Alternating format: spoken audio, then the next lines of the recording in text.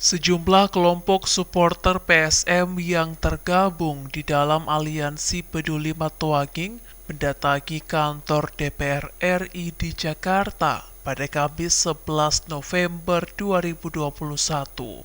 Kedatangan para supporter PSM Makassar ini dipimpin langsung oleh Ketua Aliansi Peduli Matoaging Rahmat Taqwa. Legislator P3 DPRD ini mengharapkan kepada DPR RI Komisi 10 agar memberikan perhatian kepada Matoanging karena itu adalah kebanggaan masyarakat Kota Makassar. Menurutnya PSM saat ini sudah memperoleh lisensi dari IFC namun tidak memiliki stadion. Maksud kami di sini tentunya meminta kepada senior-senior kami di DPR RI agar ada perhatian ke Stadion Matoanging. Karena kenapa?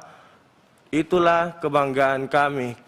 PSM Makassar hari ini mendapatkan lisensi dari AFC, tetapi kemudian di Makassar sebagai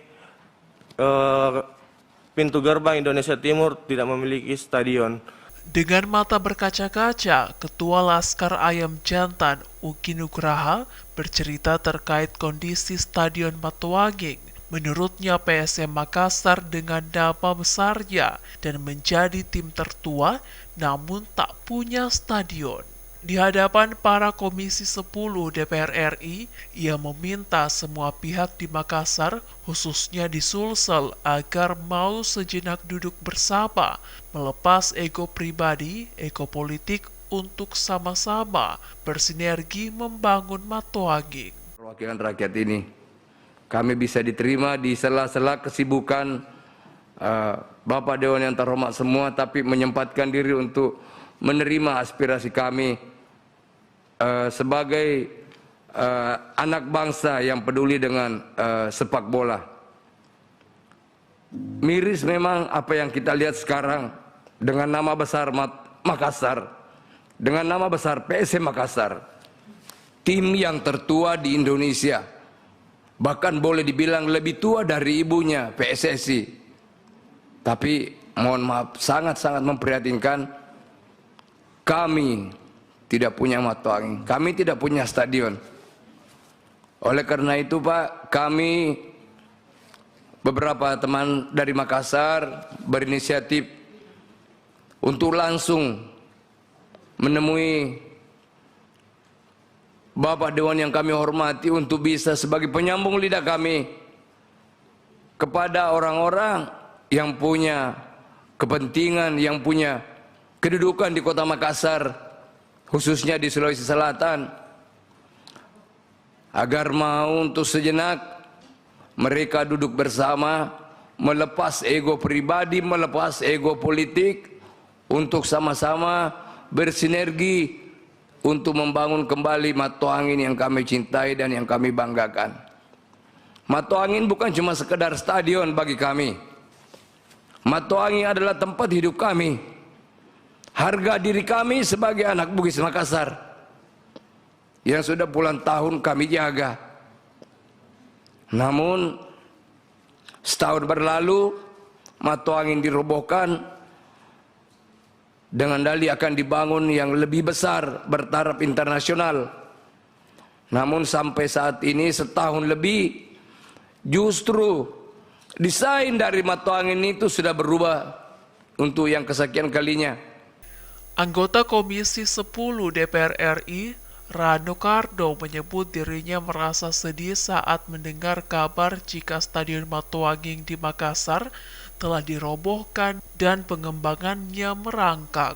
Kalau saya mendengar paparan dari kawan-kawan saya yang ada di Makassar itu, saya sendiri cukup menangis sebetulnya. Dengan kunjungan kawan-kawan ke DPR, berarti memang tidak ada jalan di sana. Karena itulah kawan-kawan Makassar berharap kita turun. Namun sesungguhnya kalau saya boleh sedikit menjabarkan pengalaman saya sebagai gubernur di sebuah provinsi. Kalau memang stadion ini sudah masuk dalam RPJMD, harusnya tidak bisa berhenti. Nah, saya tidak tahu apakah Stadion Matoanging ini masuk dalam RPJMD provinsi. Saya hanya mencoba membuat satu struktur saja. Kalau memang itu sudah masuk dalam RPMJ atau RPNJ, rencana kerja jangka panjang, sehingga memang pada waktu stadion itu dibongkar tentu sudah dianggarkan.